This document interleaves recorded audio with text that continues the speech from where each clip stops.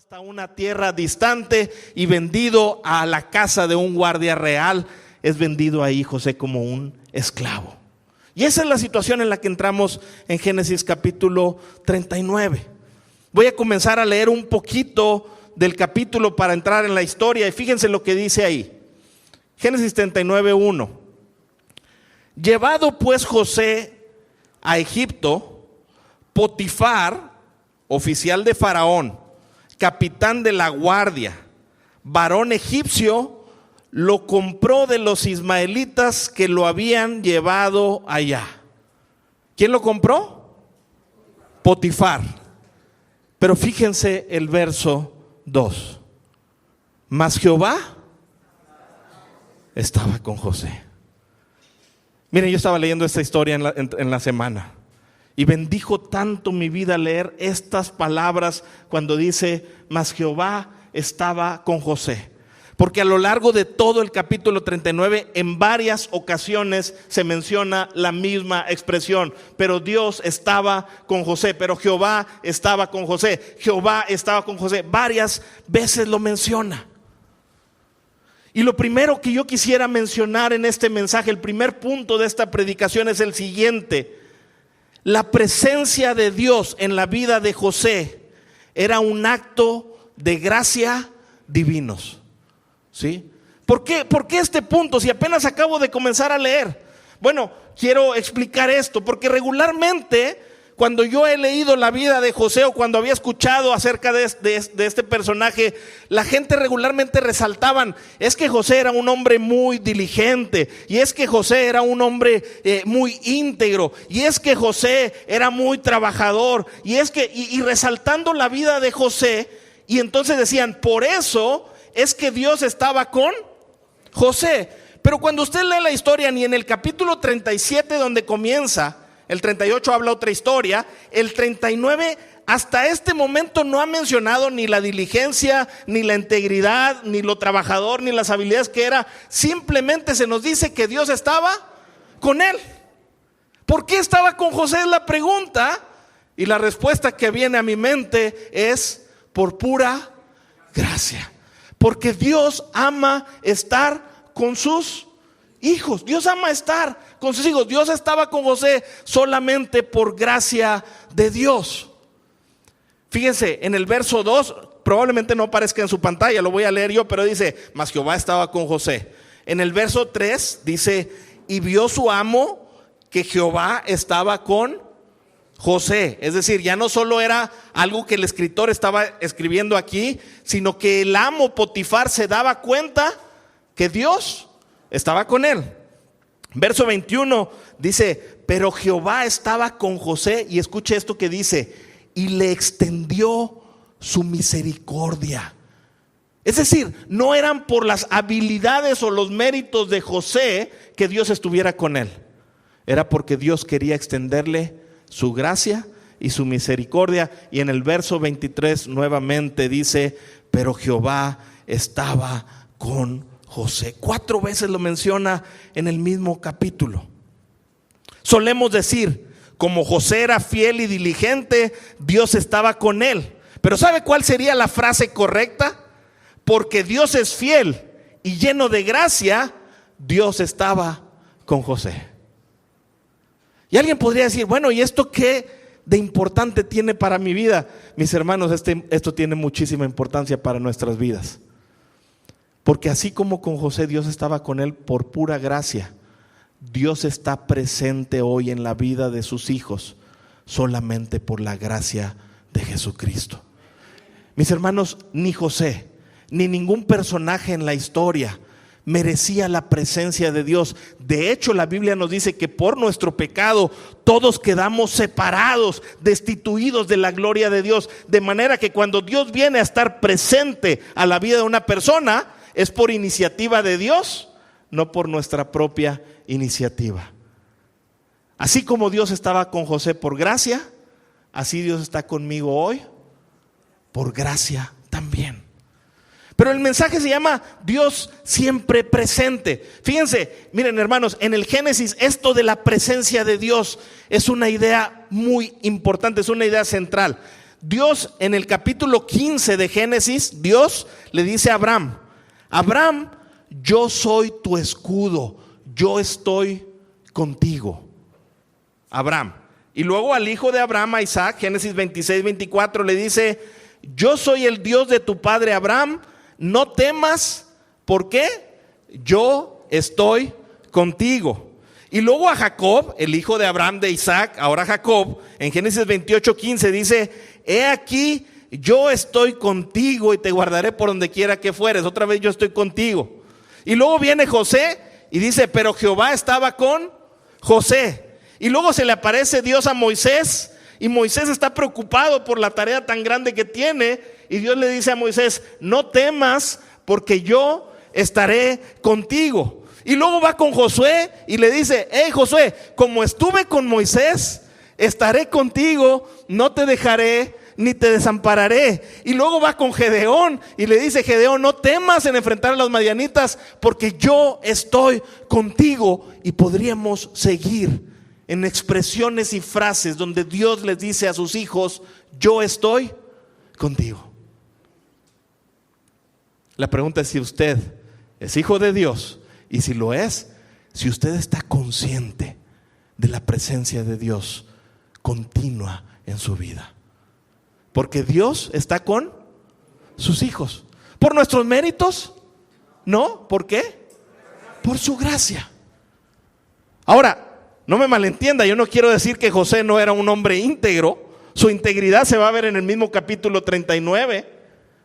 Su diligencia para trabajar se va a ver en el mismo capítulo. Pero creo que la presencia de Dios no era por su diligencia o integridad, sino al contrario. Creo que la presencia de Dios impulsaba su diligencia y su integridad. ¿Se entiende lo que estamos diciendo? Así que la esperanza de José no descansaba en su capacidad para sostenerse de Dios, sino en que Dios lo sostenía a él. La presencia de Dios con nosotros tampoco descansa en nuestra perfección, sino en la gracia de Dios manifestada en Jesucristo. Mire, yo comencé el mensaje hablando de un padre quiere estar presente con sus hijos. Es el mejor regalo que podemos dar. Cuando mi niña tiene miedo, yo creía que cuando iba a tener a mis hijos los iba a poder mandar a todos los mandados y que me trajeran algo de arriba del segundo piso y todo esto. Pero le digo a Emma: por favor ve y tráeme los zapatos que se me olvidaron allá arriba. Y dice: sí papi. Y va, a la mitad de las escaleras se detiene. ¿Y qué me dice? Papi, ¿puedes venir conmigo? Y yo le digo: pues lo que quieres es que me los traigas para no ir yo. Pero ella está necesitando la presencia ¿de quién? De papá. ¿Y usted cree que yo le digo: no, porque no te lo has ganado? Esa es mi respuesta para ella. No, hijita, no voy a ir contigo porque tú no te lo has ganado. No, yo quiero estar con mi niña, yo quiero apoyarla, yo quiero que ella pierda sus miedos. ¿Por qué? Porque la amo. Por esa razón, por esa simple y sencilla razón de que es mi hija y que la amo, yo quiero estar con mi hija y no pienso en si se lo ha ganado o no. Yo quiero estar con ella. ¿Se entiende un poquito más? Dios quiere estar con sus hijos porque nos ama. Por su gracia Él quiere estar con nosotros. Esto no implica que quiere que seamos obedientes y que la obediencia encuentra mayor gracia a los ojos de Dios. Pero Dios está con nosotros. Él inicia, nosotros continuamos en obediencia. ¿Sí? Punto número 2 acerca de la vida de José y de esta historia. La presencia de Dios con José no era temporal, sino era permanente. Y aquí le voy a pedir disculpas un momento porque no voy a ir directo a leer el texto, porque nos llevaríamos demasiado tiempo leyéndolo. Solo voy a mencionar partes de la historia porque sé que son familiares para cada uno de nosotros.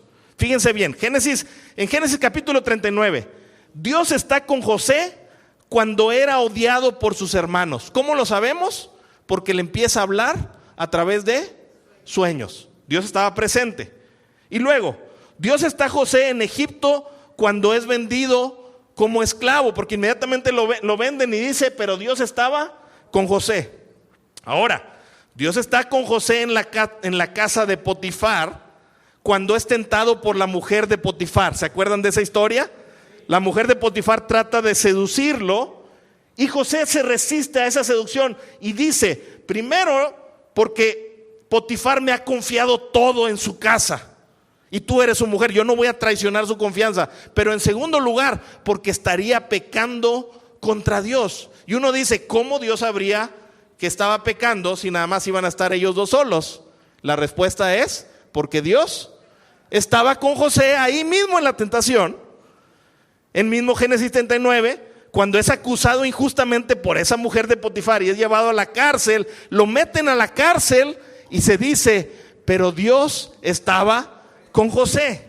Génesis 40, está en la cárcel y hay un panadero y un copero y tienen unos sueños extraños. José, como es el principal de la cárcel, se entera de eso y entonces Dios le da la sabiduría para interpretar los sueños y los interpreta. Así que también en la cárcel, interpretando esos sueños, Dios estaba con José. Interpreta los sueños del panadero, del copero, y 2 años más tarde interpreta los sueños también ¿de quién? Del faraón.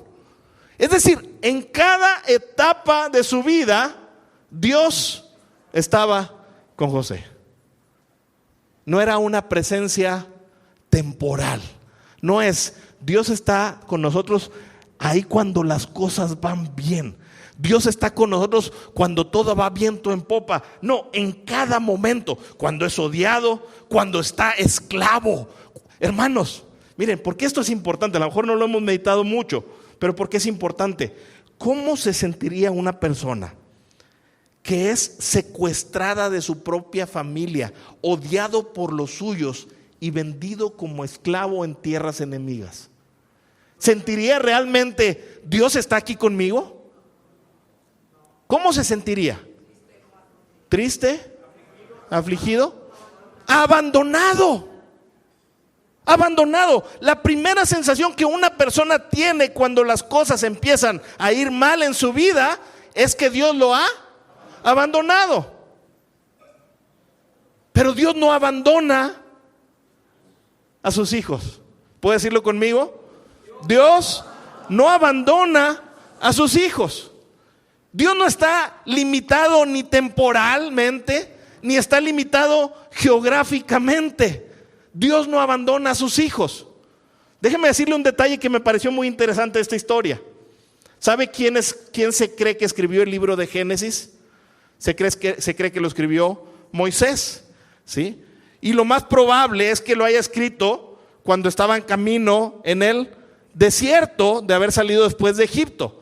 Entonces él está escribiendo, él está contando la historia de José. ¿Y quién es su audiencia? ¿Quiénes son los que están escuchando a Moisés contar la historia? El pueblo de Israel, que se encuentran ¿dónde? En el desierto. Habían salido de la esclavitud y ahora se encuentran en el desierto. ¿Qué cree que quería Moisés cuando estaba contándoles esta historia a los israelitas que estaban en el desierto? ¿Qué cree que quería que entendieran? ¿Los 5 puntos para alcanzar la prosperidad y el éxito en tu vida? ¿De eso se trataba la historia? 5 puntos para que te vaya mejor en tu empresa y en tu trabajo. ¿Eso era lo que quería que aprendiera su audiencia? ¿Qué cree que quería que ellos supieran, el pueblo al que le estaba contando la historia? ¿Qué quería que aprendieran?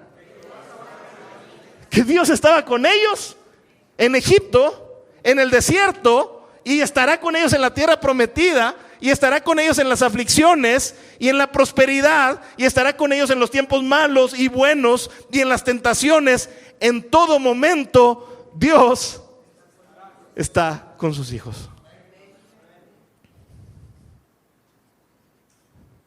Dios estaba.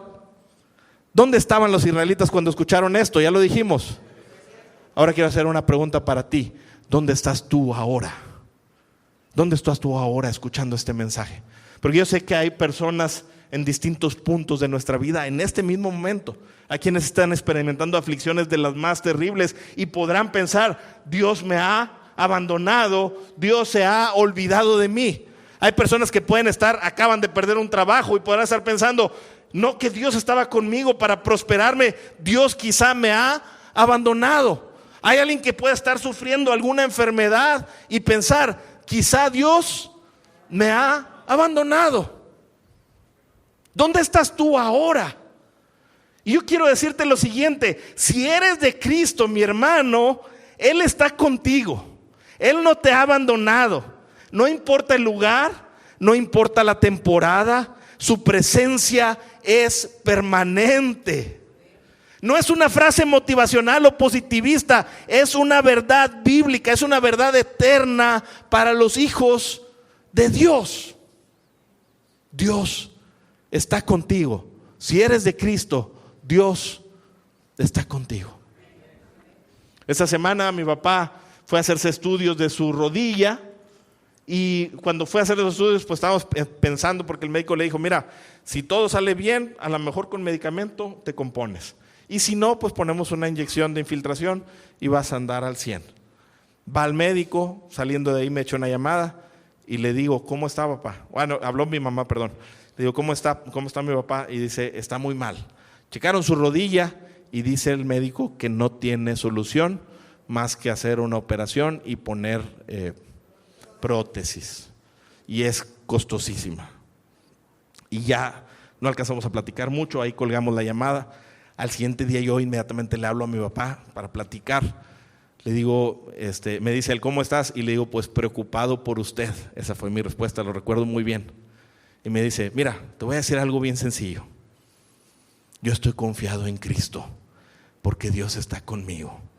Sea que me vayan a operar y Dios va a proveer el dinero, sea que Dios vaya a hacer un milagro en mi rodilla, sea que vaya a acelerar trámites de seguro para que me operen allá, pero yo tengo la firme convicción de que Dios no me deja solo, sino que Él está conmigo.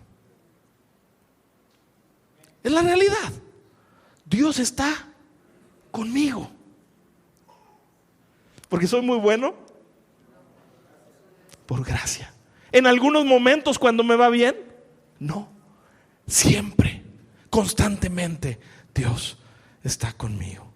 Salmo 139, 7 dice de la siguiente manera, va a aparecer en su pantalla, dice, ¿a dónde me iré de tu espíritu?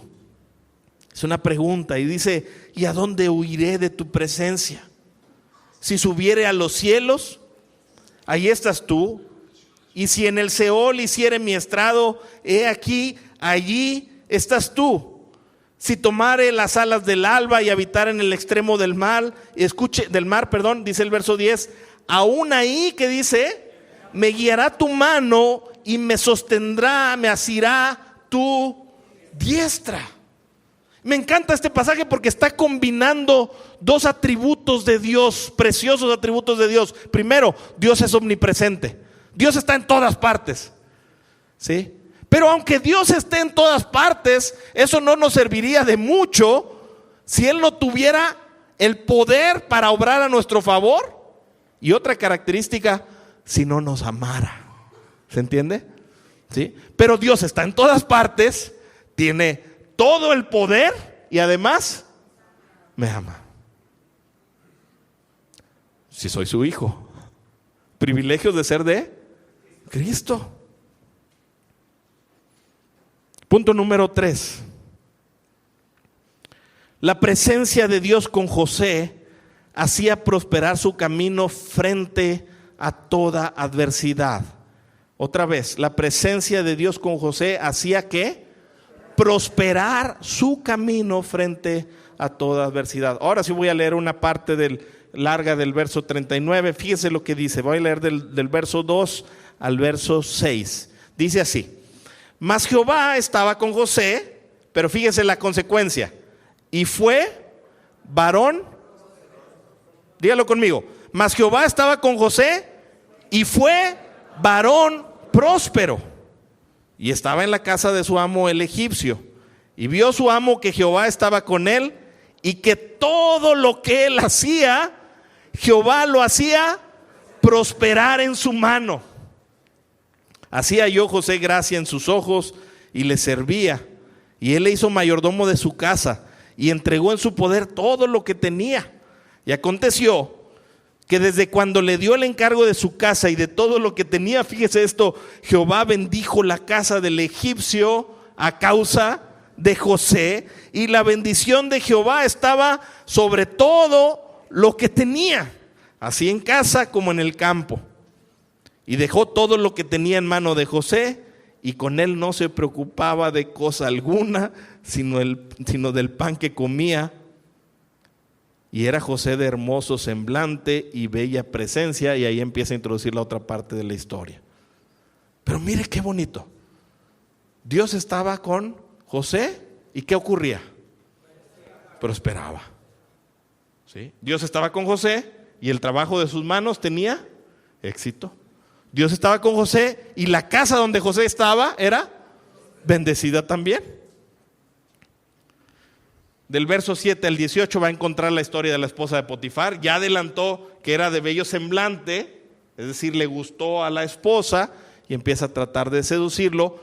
José no lo permite y en una ocasión tiene que, ante la insistencia constante, porque no fue una sola ocasión, insistencia constante de que él se acostara con ella, él decide salir huyendo. En una ocasión que no había nadie en casa, él sale huyendo y ella hace una acusación muy grave en su contra y dice: él me ha deshonrado.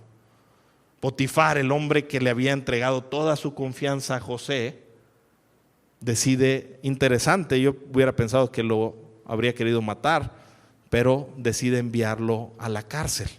Voy a continuar leyendo la historia, verso 19. Me brinqué esa parte de la esposa de Potifar. Y sucedió que cuando oyó el amo de José las palabras que su mujer le hablaba, diciendo: así me ha tratado tu siervo, se encendió su furor y tomó su amo a José y lo puso en la cárcel. Y mire una pista que nos da la historia: lo puso en la cárcel donde estaban los presos del rey. El que ya conoce la historia dice: ya estoy identificando ahí algo. Ahorita vamos a ver. Y estuvo ahí en la cárcel. Pero Jehová estaba con José, otra vez, y le extendió su misericordia y le dio gracia en los ojos del jefe de la cárcel. Y el jefe de la cárcel entregó en mano de José el cuidado de todos los presos que había en aquella prisión. Todo lo que se hacía ahí, él lo hacía. No necesitaba atender el jefe de la cárcel cosa alguna de las que estaban al cuidado de José. Otra vez, ¿por qué qué? Porque Jehová estaba con José y lo que él hacía, Jehová lo prosperaba. Qué interesante historia. Cada vez, fíjense esta conexión. Cada vez que se menciona que Dios estaba con José, se menciona un impacto en la vida de José. ¿Lo pudieron ver? O sea, nunca dijo Dios estaba con José y ya, a secas. Sino Dios estaba con José y lo prosperaba. Y era transformada la obra de sus manos. En la cárcel lo pusieron como el principal de todos. Y el carcelero no tenía nada que hacer porque dejaba a José la chamba. Oye, qué bueno tener ese tipo de trabajadores, ¿verdad? Ahora, pero fíjense, hasta ahorita no se ha resaltado tanto su diligencia ni su trabajo. ¿Quién es el actor principal en la historia? ¿José o Dios? ¿Se da cuenta de esto? Mire, porque yo podría utilizar esta predicación de manera moralista y podría decirle a la gente: así como José era diligente, así como José era trabajador, todos tenemos que ser diligentes, vamos a echarle muchas ganas para que Dios esté con nosotros. Pero no es el centro de la historia. El centro de la historia está manifestando que un Dios que tiene un plan, que se lo dijo desde el principio en sueños, ahora está ejecutando sus planes por pura gracia y está haciendo que José tenga éxito en todo lo que emprende, porque Dios está obrando de manera maravillosa en su vida. Dios es el actor principal. Necesitamos de su gracia. Sí, la diligencia es buena y necesitamos aprender de José, pero esto es producido por un Dios que viene a nuestra vida y está presente y nos transforma desde adentro y nos produce integridad y nos produce cambio en nuestra vida, de manera que le podamos obedecer.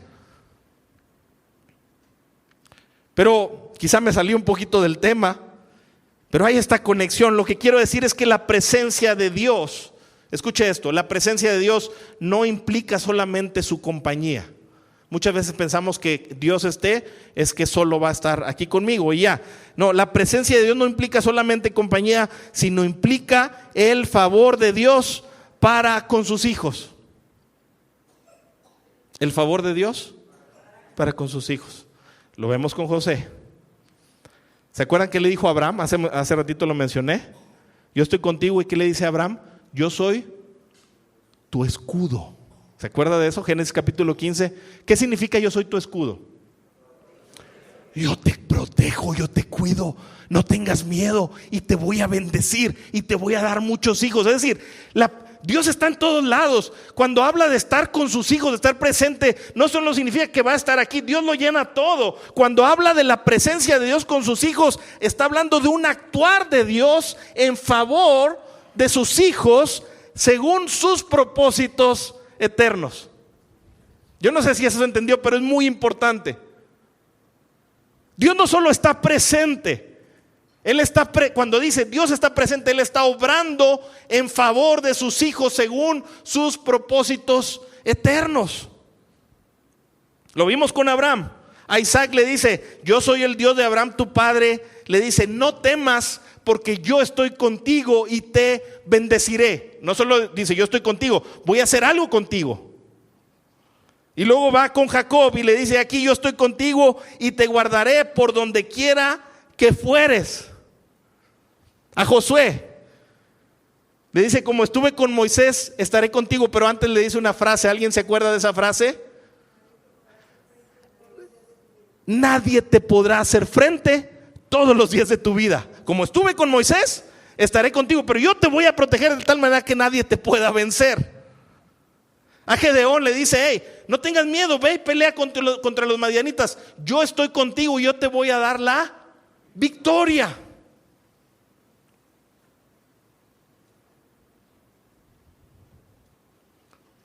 Hermanos, en mi propia vida he visto la mano de Dios una y otra vez.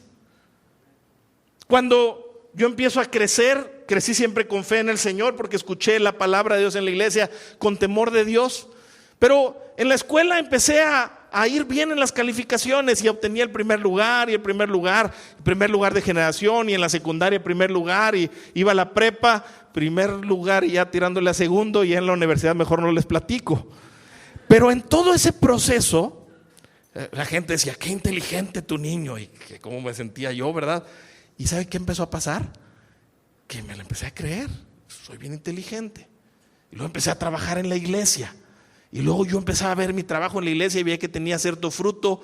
Y empecé a decir, oye, pues, qué bueno soy, qué talentos tengo, ¿verdad? Y luego empecé a ayudar en ciertas labores pastorales. Y yo llegué a pensar que ese trabajo yo lo podía hacer, hombre, nomás entréguenmelo y hacemos garras todo esto. Esa era la idea de una persona que confía en sí misma. Si yo leía la historia de José, yo decía, así como de José es especial, yo así me siento más o menos. Obviamente estoy hablando quizá de algo medio inconsciente, pero lo que estamos hablando es cuando uno confía en sí mismo y ve la historia de José como el héroe de la historia. Uno también dice, yo voy a ser el héroe de la historia, yo voy a tener éxito, yo voy a alcanzar. Pero en el camino me empecé a dar cuenta que no era tan inteligente como pensaba. Y digo tan nada más por decir algo, ¿verdad? Que no era tan habilidoso como creía, que no era tan buen pastor como me lo imaginaba. Y empecé, en serio, hermanos, y mire, lo que estoy contando le hablo desde mi corazón. Empecé a darme cuenta y mis oraciones ahora le digo, Señor, todo lo que hay en mi vida es por obra de tu presencia en mi vida y por obra de tu mano. Señor, no hay nada que yo me pueda haber ganado, porque no, las habilidades no están, los talentos no están. Es tu presencia en mi vida lo que permite que yo pueda hacer algo en mi vida. Tus propósitos, tus proyectos, porque tu presencia en mi vida me hace prosperar. No soy yo, Jesucristo. Me empecé a dar cuenta de esto. Yo creo que José se dio cuenta de esto también. Pero, mire, ojo mis hermanos, porque el pasaje menciona prosperidad. Y muchos han utilizado esta historia para decirle a la gente: Dios quiere tu éxito y todo lo que Dios está buscando es que seas próspero en tus negocios y que todo lo que emprendas te va a salir bien, y entonces solamente haz algo y empieza a trabajar y Dios estará contigo y todo lo va a prosperar. Pero vea bien la vida de José, ¿sí? Porque fue odiado por sus hermanos y ahí Dios estaba con él. Porque estaba vendido como esclavo y ahí Dios estaba con él y lo prosperaba como esclavo, pero no dejaba de ser esclavo. O sea, Dios podía haber hecho un milagro de esos que abre el mar y rescató a todo su pueblo. Dios pudo haber agarrado a José y salvarlo de la esclavitud, pero no lo hizo, lo dejó como esclavo. Y está este contraste en la vida de José, viviendo aflicción, pero a la vez siendo prosperado por Dios en medio de la aflicción. No es la prosperidad material que este mundo está vendiendo. No es la prosperidad hedonista de placer, de solamente buscar mi comodidad que este mundo nos vende. José no tenía esa clase de prosperidad económica, materialista, mundana. José tenía una clase de prosperidad diferente. Dios está dándole en medio de las aflicciones, haciendo que el propósito de Dios tenga éxito en su vida, de acuerdo a la historia que Dios está construyendo. Esa es prosperidad. ¿Se entiende la diferencia?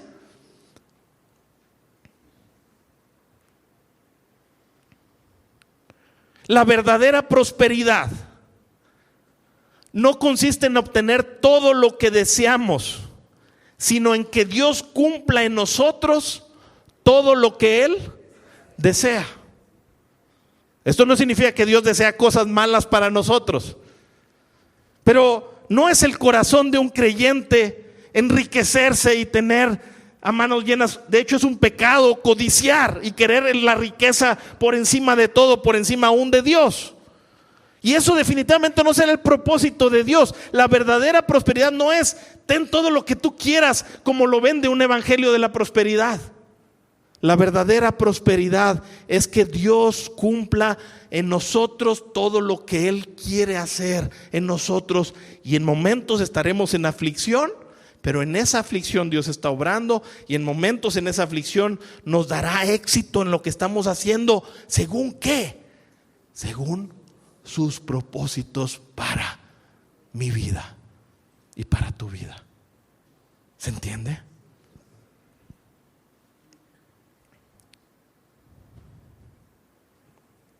Esto nos lleva al siguiente punto. La presencia de Dios con José. Escucha esto. Utiliza la adversidad y utiliza la prosperidad como medios para ejecutar sus planes eternos.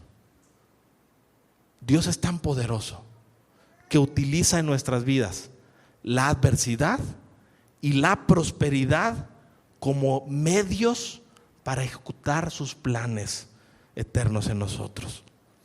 Fíjense la historia. Mire, yo quiero que pueda ver estos contrastes, ¿sí?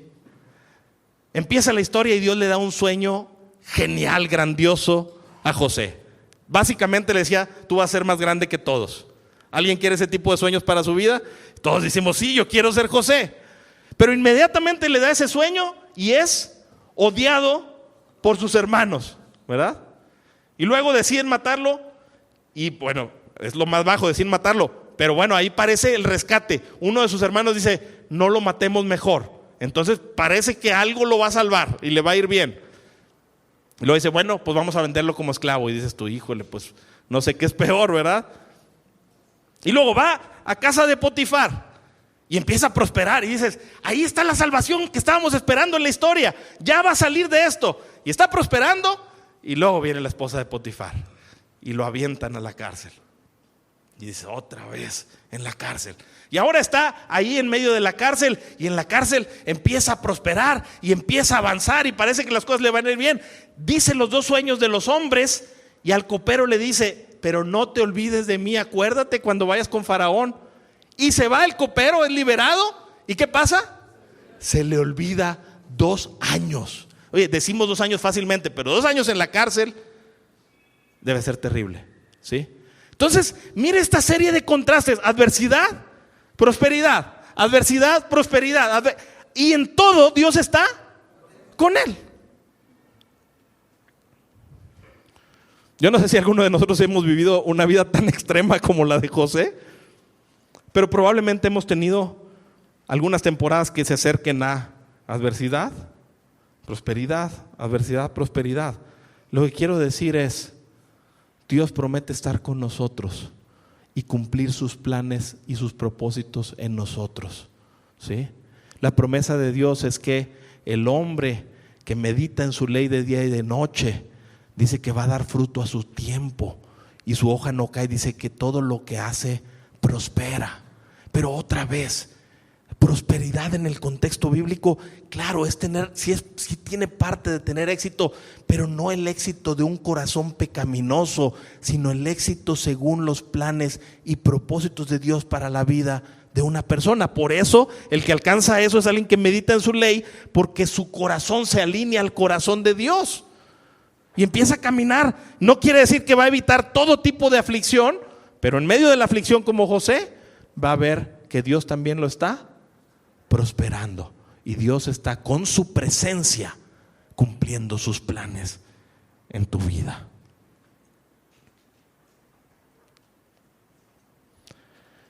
Y aquí debemos mencionar algo muy importante. Por favor, ponga mucha atención en esta parte.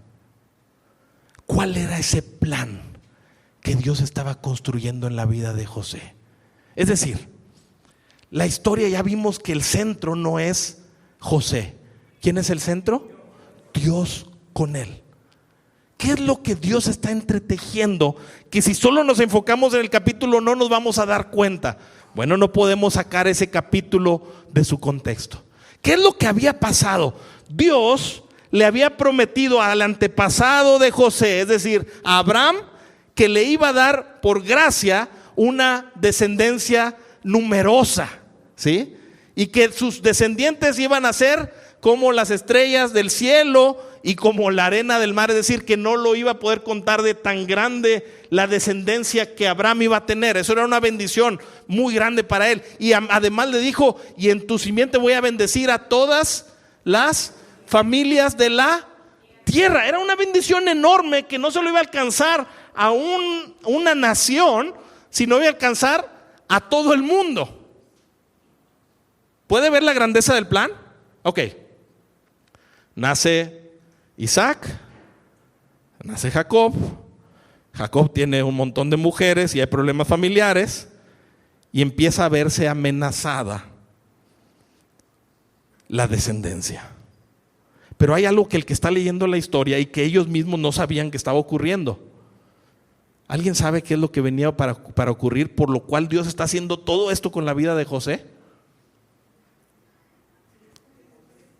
Venía hambruna para toda la tierra.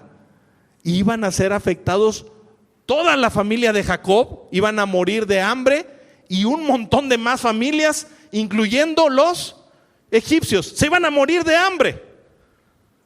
Dios, el Dios eterno, Él está en control de la historia y Él está viendo el panorama y Él dice: yo decidí bendecir a Abraham y en él a todas las familias de la tierra, pero aquí va a pasar un evento, la hambruna, que va a afectar a todos, incluyendo a la familia de Jacob, incluyendo a José y a sus hermanos.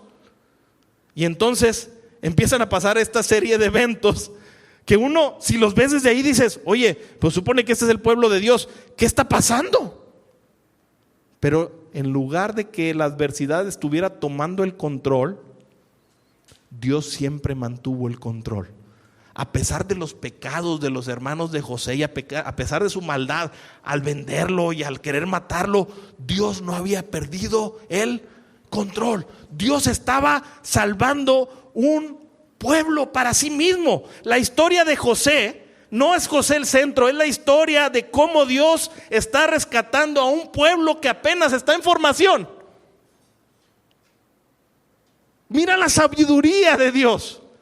Todavía ni se formaba el pueblo por completo y Dios ya lo está ya lo está guardando, ya lo está salvando. Y sabes, Dios le da los sueños a José. Escucha bien esto, para que todos sepamos que lo que pasó no eran una serie de eventos desafortunados. ¿Se entiende esto?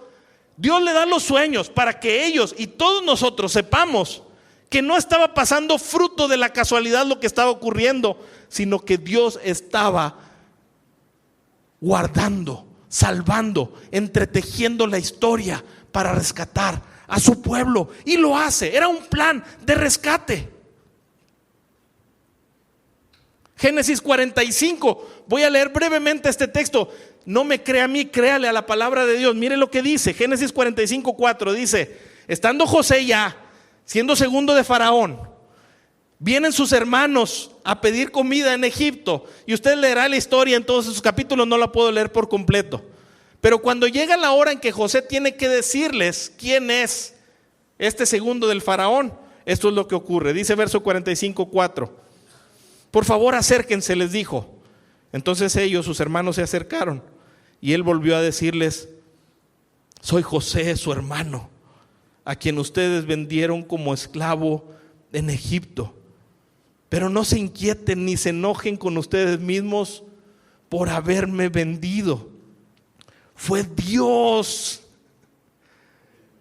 quien me envió a este lugar antes que ustedes. ¿A fin de qué? A fin de preservarles la vida. No era José el especial, era el plan de rescate de Dios. No fueron, mire, José lo entendió tan claro. Es asombroso lo que les dice a sus hermanos. Es poco difícil de entenderlo. Que aquellos, yo estaría ofendidísimo si hubieran hecho eso conmigo, y quizá enojado, y quizá podría haber en mi corazón deseos de venganza. No sé, tantas cosas pudiera haber en la mente de una persona que ha sufrido tanta injusticia. Pero José había entendido tanto la soberanía de Dios y su amor para con él, que él dijo: hey, no se preocupen, ni siquiera se enojen ustedes con ustedes mismos. Yo hubiera dicho: pues de perdido, ahí háganse garras ustedes con su propia conciencia. No se enojen, porque ustedes no me enviaron aquí. Fue Dios quien me envió a este lugar antes que ustedes, a fin de preservarles la vida. El hambre que ha azotado la tierra estos 2 últimos años durará otros 5 años más, y no habrá ni siembra ni siega. Dios me hizo llegar antes que ustedes para salvarles la vida a ustedes y a sus familias, y no solo a ustedes, sino preservar la vida de muchos más. Por lo tanto, fue Dios quien me envió a este lugar y no ustedes. Y fue Él quien me hizo consejero del faraón, administrador de todo su palacio y gobernador de todo Egipto. No fui yo, no fueron ustedes, fue Dios. Es un varón próspero, ¿sí?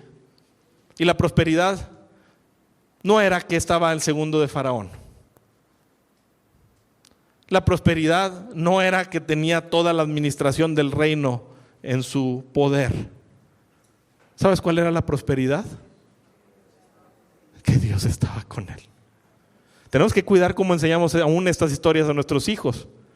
Porque si lo que queremos que nuestros hijos busquen es prosperidad como la de José, o queremos que busquen un corazón que somete su vida a Dios y que camina con Dios según sus principios, según su voluntad para nuestra vida.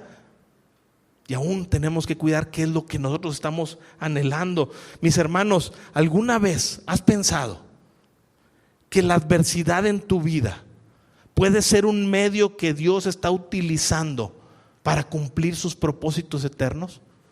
¿Alguna vez has pensado esto? El problema nuestro es que queremos entender todo en este momento de nuestra vida. Mira, si José no supiera nada y nosotros tuviéramos y pudiéramos hablarle a José, ¿qué le dirías? Si todavía no vería el cumplimiento de todo, ¿qué le dirías a José cuando ve su aflicción? ¿Qué le dirías? Tranquilo, Dios está contigo. Emociónese con la historia. ¿Qué le dirías? Hay un plan para ti. Suenan frases muy clichés. ¿Qué le dirías? no te agüites. No temas porque Dios está contigo. Así nada más le dirías, haz de cuenta que lo dejaste igual, pues eso ya lo sabía. Esfuérzate. No, le dirías, José, ni te imaginas lo que va a pasar. Ni te imaginas, Dios te está poniendo para salvar a mucho pueblo. Vas a sufrir un poquito, sí, y luego vas a caer en la cárcel. No te preocupes, aún ahí Dios te va a salvar y está contigo. Y luego esos 2 años que se olvidó el copero, pero Dios no se olvidó. José, acuérdate lo que te digo, soy del futuro y vengo a decirte esto. Dios no se olvidó de ti. Y vas a llegar a ser segundo del faraón, pero eso no es lo más importante. Lo más importante es que Dios te está usando para salvar a un pueblo, porque Dios quiere estar con su pueblo para siempre.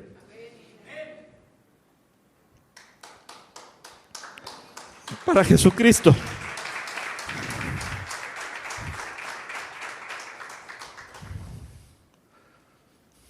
De eso se trata la historia bíblica. No es Dios te quiere prosperar. 5 puntos. Este mensaje no es los 5 puntos para ser como José el próspero. Este mensaje es Dios quiere estar contigo. Y Dios quiere usar tu vida para el rescate de otros. Y Dios quiere que en tu adversidad y en tu prosperidad pueda ser tu vida un instrumento para salvar a muchos, para que estén con Él. ¿Qué habría pasado? Miren, ¿qué habría pasado si José no hubiera sido odiado y vendido por sus hermanos? ¿Qué habría pasado? Se mueren de hambre. ¿Qué habría pasado si José no habría sido acusado injustamente por la esposa de Potifar? Se mueren de hambre igual, no hubiera llegado al trono. ¿Qué hubiera pasado si José no es puesto en la cárcel con los presos del rey? Pudo haber sido puesto en cualquier cárcel, no era nadie especial, pero lo ponen con los presos del rey. ¿Por qué? Porque ya estaba la conexión ahí. ¿Qué habría pasado si no va a la cárcel y no conoce a ellos y no les interpreta el sueño? Se mueren de hambre. ¿Qué habría pasado si no ha sido olvidado por el copero del rey? Imagínate que en un momento le dice, hey, él me ayudó. Ah, bueno, sáquenlo, déjenlo libre. Y 2 años después el faraón hubiera tenido el sueño y no habría habido quien lo interpretara. Pero Dios estaba orquestando todo para salvar a su pueblo. Las adversidades son utilizadas por Dios y también la prosperidad. O sea, no somos los amantes de las adversidades. Sabemos que en ellas Dios tiene un plan para nosotros, pero también cuando las cosas van bien. José es visto por Potifar por su éxito. ¿Qué habría pasado si no habría sido visto por Potifar? No lo ponen como encargado de toda la casa, no habría sido tentado ahí y no habría sido llevado a la cárcel. ¿Qué habría pasado si no es visto por el jefe de la cárcel por el éxito que tenía? Quizá no se habría enterado de los sueños de los otros que están ahí. ¿Qué habría pasado si José no hubiera sido visto por Faraón por su sabiduría y éxito para interpretar los sueños? Entonces no hubiera habido quien administrara y quien supiera lo que Faraón estaba viviendo. Lo que quiero decir es que Dios está utilizando cada circunstancia de nuestra vida, porque Dios siempre está presente. Y que esté presente significa que Él está obrando. Eso es lo que podemos confiar. Eso es nuestra confianza. Que Dios está presente garantiza que Él está obrando en mi vida. Aun cuando pueda sentirme que estoy abandonado. Si hubiera un Oliver del futuro, vendría a decirte, no lo estás, mira la historia. Ojalá y se escribieran historias de nosotros donde se dijera justamente esto, pero Dios estaba con la hermana Maru, pero Dios estaba con Abiud, pero Dios estaba con cada uno de nosotros. ¿Y sabe qué? Lo está. No necesitamos a alguien que venga del futuro a decirnos, porque Jesucristo vino y Jesucristo es Emmanuel. Dios con nosotros. Ya Dios está con nosotros, Dios está con su pueblo. ¿Quiere que concluyamos el mensaje? Ya quieren que se acabe, ¿verdad? No, era una trampa, era capciosa, se fijaron. No, estoy jugando. Estoy jugando. Y sí, voy a concluir el mensaje aquí. Apocalipsis 21:3. El final de todas las cosas. Oí una potente voz que proveía del trono y decía: aquí entre los seres humanos está el santuario de Dios. Él habitará en medio de ellos y ellos serán su pueblo. Dios mismo estará con ellos y será su Dios. El final de las cosas. ¿De qué se trata la vida del hombre? Dios quiere estar con nosotros. Dice la palabra de Dios que el Espíritu de Dios nos anhela celosamente. Él quiere estar con su pueblo y lo va a estar. Y toda la historia está siendo entretejida para rescatar a los suyos, para que eternamente vivan con Él. Amén. ¿Por qué no oramos para terminar? Padre, en el nombre de nuestro Señor Jesucristo, queremos darte la gloria y la honra a ti, Señor, porque tú eres el personaje central en todas las historias bíblicas y en nuestras historias. Tú eres el autor de todo. Tú eres el Dios siempre presente, el que está orquestando nuestras vidas, el que en adversidad y en prosperidad está siempre obrando de acuerdo a sus propósitos eternos, Señor. Yo quiero pedirte que nos enseñes a confiar en ti, aun cuando nos sentimos solos, abandonados, Señor, aun cuando nos sentimos que las cosas estén avanzando, aun cuando haya problemas de salud, de trabajo o diferentes clases de aflicciones. Enséñanos a poder confiar en que tú estás con nosotros y tú estás a cargo de nuestra vida y de nuestra eternidad y de la historia, Señor.